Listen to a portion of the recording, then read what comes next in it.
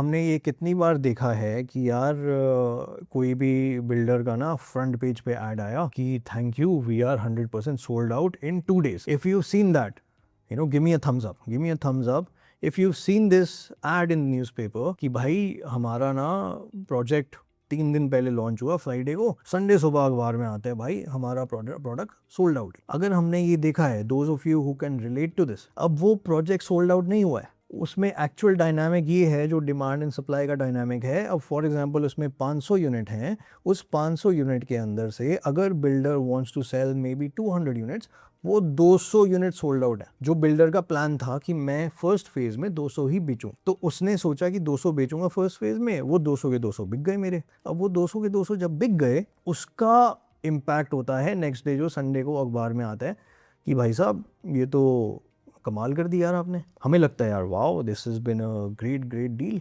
कि यार 100 units 200 units sold, और वी थिंक 500 यूनिट है तो सारे 500 यूनिट्स सोल्ड आउट हो गए होंगे।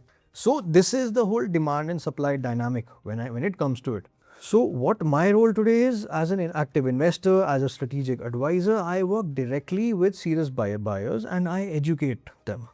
Even if you're not a buyer, I am here to educate. I want to share my knowledge, what I have learned in my experience as a real estate advisor, and what I share in my webinars are my authentic market views.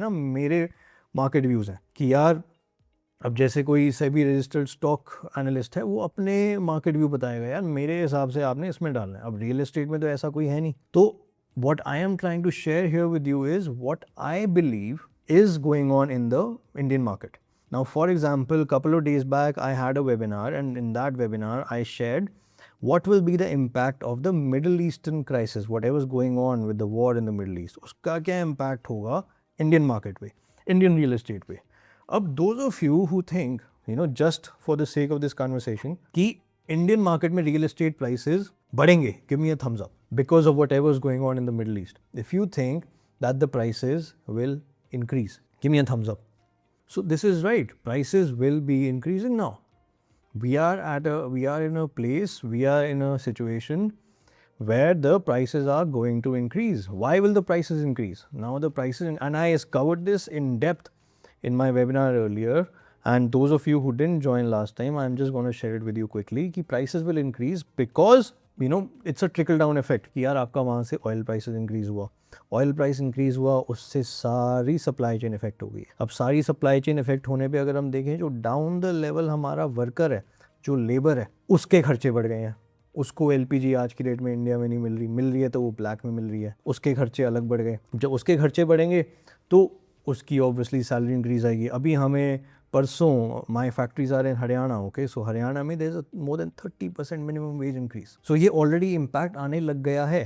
अब ये labour वो नहीं है सिर्फ जो घर बना रही है या जो बिल्डिंग बना रही है या जो इमारतें बना रही है, ये लेबर वो भी है जो उनको सप्लाई कर रही है।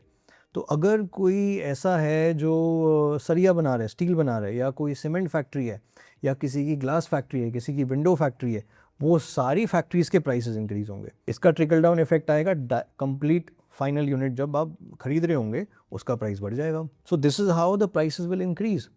तो अगर आपने ऑलरेडी कुछ बुक किया हुआ है या आप ऑलरेडी ये कंस्ट्रक्शन लिंक प्लान में हो जिस पे आपकी प्राइसिंग ऑलरेडी फ्रीज्ड है, बिल्डर अब ऑलरेडी प्राइस अगर फ्रीज है तो builder will not increase the price.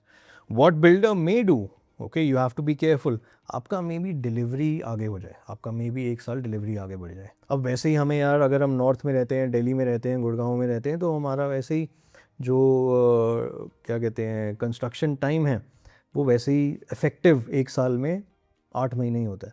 फिर आपका दिवाली आ जाता है, फिर ग्रैप लग जाते हैं, फिर NGT बैन हो जाता है, तो इफेक्टिव तो 8 महीने होती है भाई कंस्ट्रक्शन। फिर बारिशें आ जाती हैं 2 महीने, तो इफेक्टिव कंस्ट्रक्शन जो होती है वो 8 महीने की ही होती है। नॉर्थ की अगर मैं बात करूं तो वो आई कैन सी 1 साल बढ़ जाएगी, और साथ में ही हम मोटा मोटा अगर देखें तो प्राइस भी इंक्रीज होने वाले हैं। रेडी टू मूव इन के भी प्राइसेस इंक्रीज होंगे।